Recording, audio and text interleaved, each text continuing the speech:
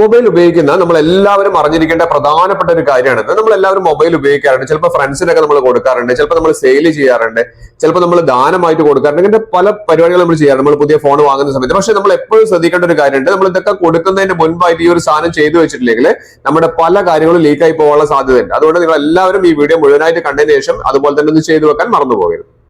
Mobile ഉപയോഗിക്കുന്നത് നമ്മൾ നിർബന്ധമായിട്ട് മനസ്സിലാക്കേണ്ട ഒരു കാര്യമാണിത്. നമ്മൾ ഫേസ്ബുക്ക്, ഇൻസ്റ്റാഗ്രാം അങ്ങനത്തെ പല കാര്യങ്ങളും നമ്മൾ നമ്മുടെ ഫോണിന്റെ മൊബൈൽ നമ്പർ അല്ലെങ്കിൽ നമ്മുടെ ഫോൺ ഉപയോഗിച്ച് നമ്മൾ സൈൻ ഇൻ ചെയ്യാറുണ്ട്, പ്രത്യേകിച്ച് ഇമെയിൽ ഇങ്ങനത്തെ കാര്യങ്ങളൊക്കെ കൊടുത്തിട്ട്. അപ്പൊ നമുക്ക് ഇവിടെ സെറ്റിംഗ്സിൽ ഞാൻ കാണിച്ചു തരാം. ഈ ഒരു കാര്യം നിങ്ങൾ നിർബന്ധമായും ചെയ്യുക. സെറ്റിംഗ്സിൽ പോയിട്ട് നമ്മൾ ഗൂഗിൾ എന്ന് പറയുന്ന ഒരു ഓപ്ഷൻ ഉണ്ടല്ലോ, ആ ഗൂഗിൾ എന്ന് പറയുന്ന ഓപ്ഷനിൽ ഒന്ന് ക്ലിക്ക് ചെയ്യാം. അവിടെ ക്ലിക്ക് ചെയ്ത് കഴിഞ്ഞാൽ ഏറ്റവും മുകളിലായിട്ട് നമ്മളെ ഇമെയിൽ ഐ ഡി കാണിക്കുന്നില്ലേ, അതിന്റെ മുകളിൽ ഒന്ന് ക്ലിക്ക് ചെയ്യാം.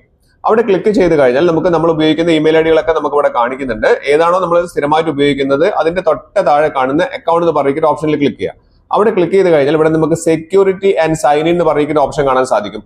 അവിടെ ക്ലിക്ക് ചെയ്ത് കഴിഞ്ഞാൽ നിങ്ങൾ ഈ ഒരു ഫോൺ ഉപയോഗിച്ചിട്ട് നിങ്ങൾ ഏതെല്ലാം കാര്യങ്ങളിലാണ് നിങ്ങൾ ലോഗിൻ ചെയ്ത് വെച്ചിരിക്കുന്ന ഇമെയിൽ ഐ ഡികൾ അല്ലെങ്കിൽ വേറെ ഏതെങ്കിലും ഫോണുകൾ ഉപയോഗിക്കുന്നുണ്ടോ, കമ്പ്യൂട്ടർ ഉപയോഗിക്കുന്നുണ്ട്, പല കാര്യങ്ങളും നിങ്ങൾ സൈൻ ഇൻ ചെയ്ത് വെച്ചിരിക്കുന്ന പല അക്കൗണ്ടുകളും ഇവിടെ നമുക്ക് കാണാൻ സാധിക്കും. അപ്പൊ നിങ്ങൾ ഈ ഒരു ഫോൺ മറ്റുള്ളവർക്ക് കൊടുത്തു കഴിഞ്ഞാൽ അവർക്ക് നിങ്ങളുടെ ഫോണിലേക്ക് കയറാനും വളരെ ഈസി ആയിട്ട് നിങ്ങളുടെ കാര്യങ്ങളൊക്കെ അവരുടെ ഫോണിൽ കിട്ടാനും എളുപ്പമാണ്. അപ്പൊ അതുകൊണ്ട് നമ്മൾ എന്താ ചെയ്യേണ്ടത്, ഇതുപോലെ ഏതിലേക്കാണ് സൈൻ ഇൻ ചെയ്തതെന്ന് കാണിക്കുന്നത് വെച്ചാൽ അതിന്റെ മുകളിൽ ഒന്ന് ക്ലിക്ക് ചെയ്യുക. ഇവിടെ സൈൻ ഔട്ട് എന്ന് പറയുന്ന ഒരു ഓപ്ഷൻ ഉണ്ട്, അവിടെ ഒന്ന് ക്ലിക്ക് ചെയ്തിട്ട് ഒഴിവാക്കുന്നതാണ് ഏറ്റവും നല്ലത്. അങ്ങനെ സൈൻ ഔട്ട് ചെയ്തിട്ടുണ്ടോ നോക്കുക, ക്ലിക്ക് ചെയ്യുക, സൈൻ ഔട്ട് ചെയ്യുക. ഇതാണ് നിങ്ങൾ ചെയ്യേണ്ടത്.